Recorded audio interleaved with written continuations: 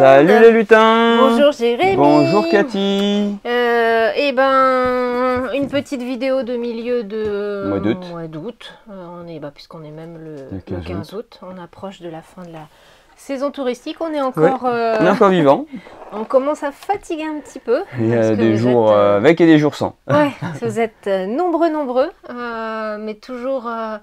on est ravis d'entendre toujours vos super commentaires et gentils petits mots concernant nos vidéos. La boutique. Ouais, toujours étonnant, des gens qui viennent de loin et puis qu'en fait qui nous suivent. Donc merci à vous. Puis aujourd'hui, on salue particulièrement Sébastien et Romain. Alors eux, ils sont pas très loin, ils sont Salut Sébastien à Saint-Malo. Donc coucou les garçons. Et ben on fait comme d'habitude. Les 15 derniers jours n'ont pas été... Il s'est pas passé grand chose. Mais bon, il y a eu quand même des choses. Donc, et puis on continue à travailler ce qui va arriver. Donc on se prépare pour la rentrée. Ouais. Tout en se disant qu'un petit tour dans le bac à sable serait pas une mauvaise idée. On n'est pas loin de la plage. Donc on va parler des châteaux de sable de Bourgogne. Donc la version enfant des châteaux de Bourgogne. Donc jeu 2011, c'est quand même un sacré jeu, hein, le château de Bourgogne, Stéphane Feld, c'est pas monsieur n'importe qui. Comme tous ces jeux qui fonctionnent, il y a forcément eu la version jeu de cartes, la version jeu de dés. La version Roll and Write. Non. Pas encore. Ah, on vous donne des idées. Il y a eu les châteaux de Toscane aussi.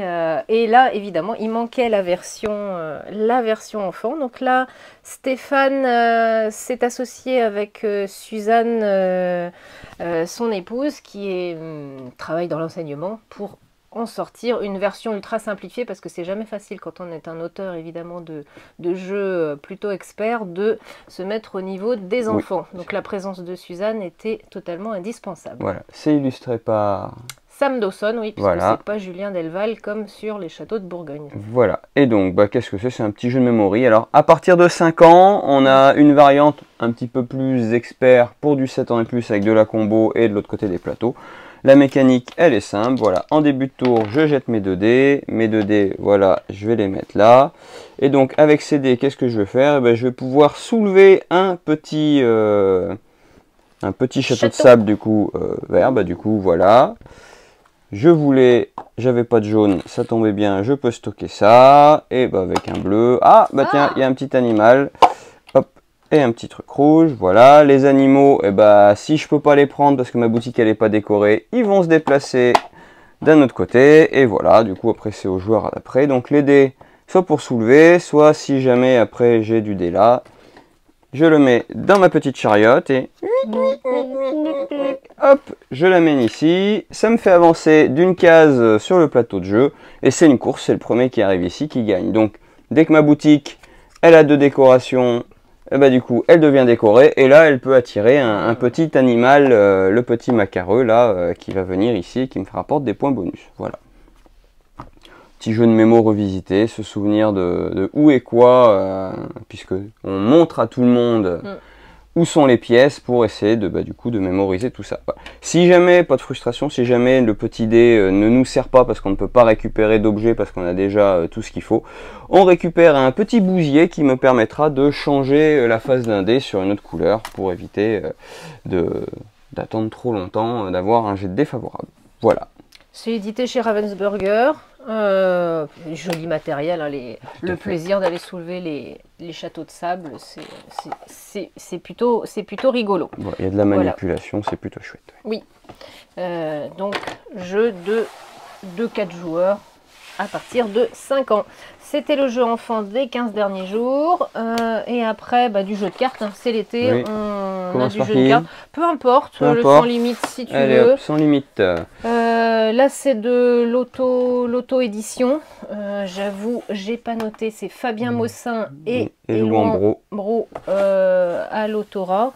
Ça revisite le Lobo 77. Voilà, et on va faire du calcul mental. Voilà. Parce que à chaque fois qu'on va, du coup, faut pas dépasser 100. On va à chaque fois jouer une carte qui permet du coup de rajouter. On doit du coup annoncer la nouvelle somme et du coup la mémoriser pour le joueur suivant. Et puis après il y a des cartes bonus divisées par 2, moins 10, plus 99. Enfin la carte 99 elle monte à 99. Je pense que celle-là elle est méchante. Voilà donc petit jeu d'ambiance où on va essayer de piéger les autres. Voilà, dès qu'on a perdu 3 manches, et ben, ça déclenche la fin de partie et c'est celui qui aura le moins perdu de manche qui gagnera. Voilà. Sans limite. Simple et efficace, sans limite. Là, on va retrouver par contre un auteur un peu connu sur TDD qui signifie tout doit disparaître puisqu'on est avec Rainer Staub. C'est ce qu'on aurait dû annoncer dans la vitrine, pendant la braderie. TDD. C'est le monsieur, moi le jeu que j'aime bien de Rainer Staub, c'est le petit Speed. Petit jeu de rapidité qui se joue que à 2 joueurs. Et puis il en a fait plein d'autres. Donc on revisite le jeu de construction de tableau, de placement, etc. Puisque voilà, on révèle une carte, on en ziote une secrètement, et à mon tour de jeu, je choisis entre 2 actions. Donc soit il y a une pile de cartes, la défausse, soit je prends une carte face cachée ou de la défausse.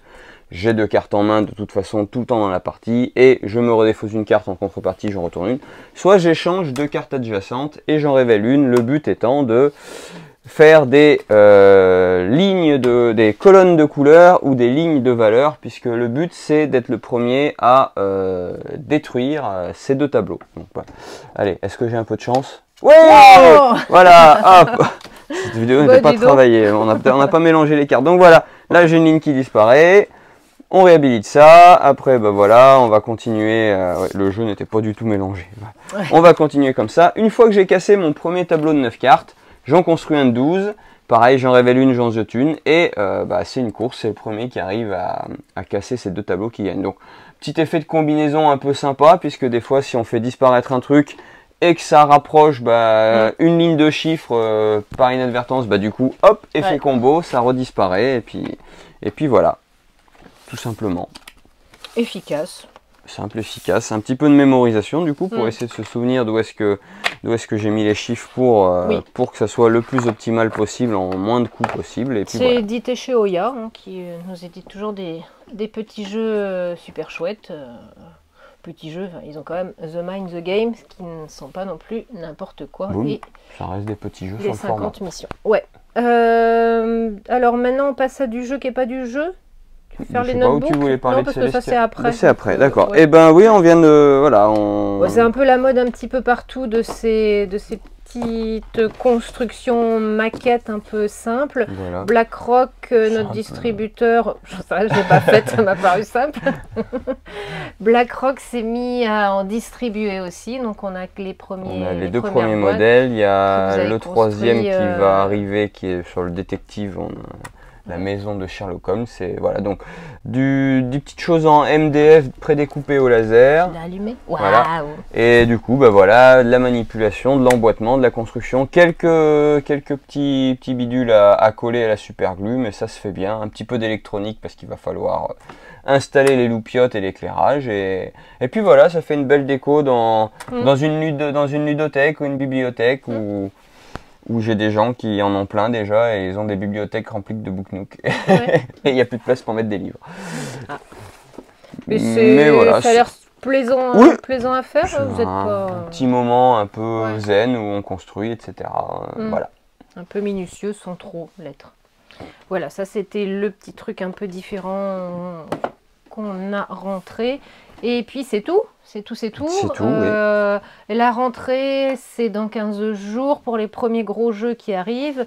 Et puis un tout petit peu après, arrive le Celestia Duo. Celestia, on sait, ça date de... il fête ses 10 ans cette année, puisque on a eu la Big Box spéciale 10 ans qui est sortie en début d'année.